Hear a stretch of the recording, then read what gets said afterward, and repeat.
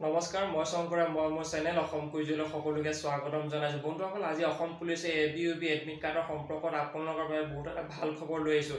কিয়নো বন্ধুসকল, যিহেতু অসমৰ মুখ্যমন্ত্ৰীৰ লগতে অসমৰ মুখ্য সচিব আৰু কেইবাজন ডাঙৰ বাগা নেতাৰ লগত অৰ্থাৎ বিষয়ববীয়াৰ লগত যিহেতু অসম পুলিচৰ ABUB এডমিট কাৰ্ডৰ লগতে আৰু বহুতকেইটা গুৰুত্বপূৰ্ণ যিহেতু আলোচনা হৈছিলে, সেই আলোচনাত কি হ'ল, কোনটো বিষয়ত বিশেষকৈ স্থান লাভ কৰিছে, মই সকলোকে এইটো ভিডিঅ'ত জনাবলৈ চেষ্টা কৰিম। যদি আপুনি প্ৰথমবাৰ কাৰণে আছে এতিয়া ছাবস্ক্ৰাইব কৰি দিব, লগতে বেল আইকনটো প্ৰেছ কৰিব নাপাহৰিব।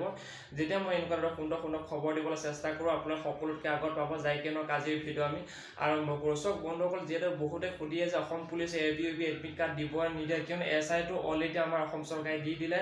আৰু যিহেতু SIত বহুতো ফাষ্ট কৰিছে আমাৰ অসম পুলিচে ABUB, কিয় তেওঁলোকে ইমান লেট কৰি আছে, কি কাৰণে অসম পুলিচৰ ABUB তেওঁলোকে এতিয়ালৈকে কোনো ধৰণৰ নটিচ দিয়া নাই বা এডমিট কাৰ্ড দিয়া নাই, এনেকুৱা বহুতে মেছেজ কৰি আছে, কমেণ্ট কৰি আছে।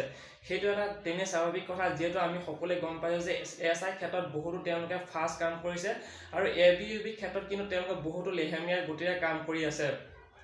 চক বন্ধুসকল, যিহেতু আজিৰ পৰা কেইদিনমানৰ আগত অৰ্থাৎ বন্ধুসকল দুদিনমানৰ আগত যিহেতু অসমৰ মুখ্যমন্ত্ৰী, অসমৰ মুখ্য সচিবৰ লগতে আৰু বহুত কেইজন ভাল নেতাৰ লগত যিহেতু আলোচনা হৈছে, এখন বৈঠক হৈছিলে। সেই বৈঠকত বিশেষকৈ অসম পুলিচৰ ABUB এডমিট কাৰ্ডৰ সম্পৰ্ক আৰু তেওঁ সেই 6662টা পোষ্ট আছে, সেই পোষ্টটো অতি সোনকালে তেওঁলোকে ৰানিং হ'ব, ফিজিকেল হ'ব, এনেকুৱা ধৰণৰ তেওঁলোকে আপডেট এটা খবৰ পোৱা মতে সেই আলোচনাত অৰ্থাৎ সেই বৈঠকত ABUB এডমিট কাৰ্ডৰ সম্পৰ্কত বা ফিজিকেলৰ সম্পৰ্কত বহুত এটা গুৰুত্বপূৰ্ণ স্থান লাভ কৰিছে। আৰু মই এইটো ক'ব বিচাৰিছোঁ যে অতি সোনকালে ফেব্ৰুৱাৰী মাহত তেওঁলোকে ফিজিকেল অনুষ্ঠিত কৰিব, ৰানিং অনুষ্ঠিত কৰিব আৰু অতি সোনকালে আপোনালোকে আৰু কেইদিনমান ধৈৰ্য লওক, তাৰপিছত সকলোবোৰ পটপটকৈ গম পাই যাম। অৰ্থাৎ বন্ধুসকল ফেব্ৰুৱাৰী মাহত সম্পূৰ্ণৰূপে ফিজিকেল হৈ যাব। বন্ধুসকল, এইটো কাৰণে মই এইটো ভিডিঅ' প্ৰস্তুত কৰিলোঁ, যিহেতু আজিৰ পৰা কেইদিনমানৰ আগত যিহেতু আলোচনা হৈছিলে, সেই আলোচনাত বিশেষকৈ অসম পুলিচৰ কথা এটা গুৰুত্বপূৰ্ণ স্থান লাভ কৰিছে। আজিলৈ ধন্যবাদ। যদি আপুনি পোনপ্ৰথমবাৰৰ কাৰণে আছে